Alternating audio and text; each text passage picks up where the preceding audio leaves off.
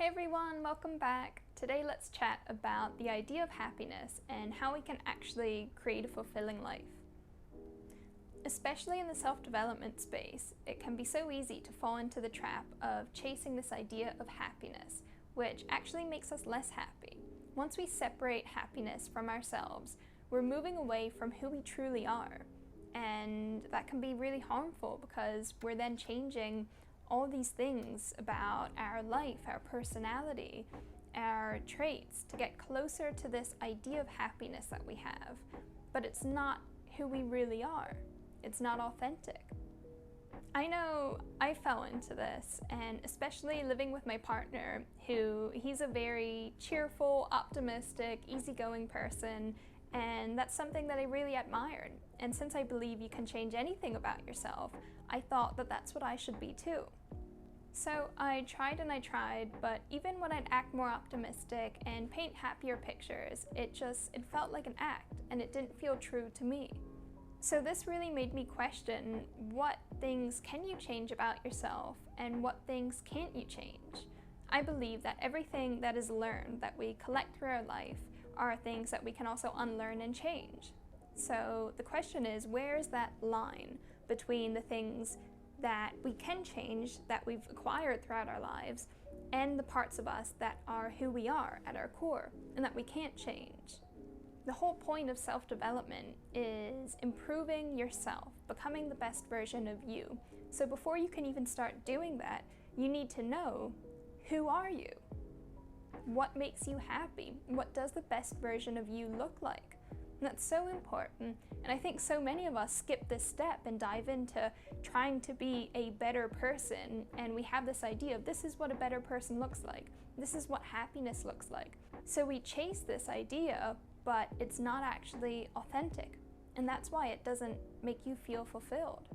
I recently discovered the 4 temperament types, which is a type of personality typing, one of them being the melancholic. And reading about this, I felt like, wow, suddenly it all makes sense. I really saw myself in that, and it made me realize how much of a role personality plays in what happiness looks like to each of us. We live in a world that's so centered around extroverts and doers, and it's no surprise that that's what our main idea of happiness looks like.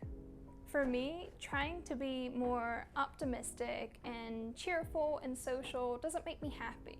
It might make me appear happier, but for me, I'm happiest when I get to be alone, when I'm painting, reading a good book.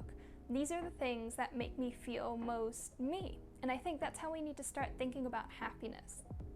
Everyone will have a different version of this, because think, if there were one idea of happiness and everyone were doing the same thing, would that really be what makes you most happy?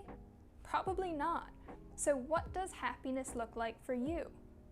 You know, I think that's why so many people are drawn to personality typing, because they don't feel truly seen or understood, and they know they don't quite fit into the norm in this world.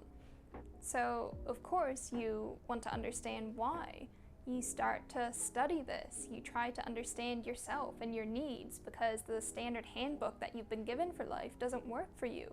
You know that's not how you're going to find happiness, so how can you? And personality typing is such a great way to practice self-awareness, self-discovery, to understand ourselves better, and especially embracing things that make us different. I also want to say, I don't think the term happiness is actually the best for what we mean, because happiness is so one-sided. It excludes all other feelings. And really, I think contentment is a better fit. We can feel content doing things. I know for me, people often make the mistake of thinking that I'm not content when I'm sad, when really it's the opposite. I enjoy watching sad movies and reading sad books because it makes me feel deeply, and that's what makes me feel most like me. That's when I feel content. And this is so important because I know for me, trying to chase this constant state of happiness and pushing away all those negative feelings that are bad, it's left me feeling so disconnected from myself. It's left me feeling empty and unfulfilled. And that's what made me realize that this isn't real happiness. You need to understand what that actually looks like for you, what things make you feel most fulfilled, most alive. I mean, how boring would life be if it were nothing but pleasant moments? And I think that's why a lot of people become depressed so quickly, because they build this life for themselves that looks pretty and other people approve of it, but it's not personal. And they feel nothing in it because it's not them, it's not authentic. For the longest time in my life, when I'd wake up in the morning, I couldn't wait to just go back to sleep. And everything between now and then was just noise. It was going through the motions, and I dread it each day. And that's because my life didn't have anything for me in it. That's a big difference between doing life and truly living. Now, I want you to ask yourself, what am I living for? And if you have a hard time answering that question, then you need to figure out who you are and what you want to do with your life. I want to tell you, you deserve to live your life. You deserve to make your life be whatever you want it to be. You're the main character in it, and you get to create your life however you want it to look like. You get to build it around your own happiness, the things that bring you joy, the things that bring you fulfillment. You deserve that. I really love the quote, "Happiness is knowing yourself." And that's what your goal should be. Learn as much as you can about yourself. Learn how to love yourself. Learn how to live the most authentic life you can, because that's where you're going to find fulfillment. Try and think, what moments have made you feel most alive, most yourself? My mom actually gave me really great advice with this, and it's to take a notebook. And in this notebook, you want to make a list of all the things that bring you joy. All the things that put a smile on your face, all the things that make you feel most yourself, and just make a big list of them. They can be small, they can be big, and your goal is to come up with as many of these things as possible. And when you think about it, little joys are really the same as big joys. It's that same feeling of contentment in your heart, and that's wonderful because you don't need to achieve great things to feel happy, to feel content.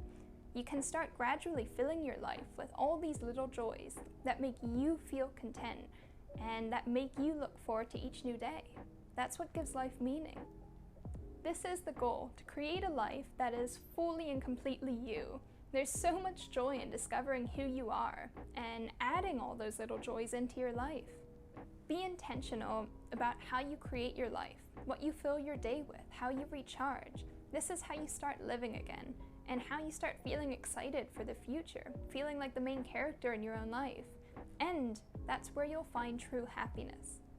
So thanks so much for watching. I hope you've enjoyed this video, and if you want to join me in creating a more fulfilling life, then please feel free to like and subscribe, and I'll see you next week. Bye.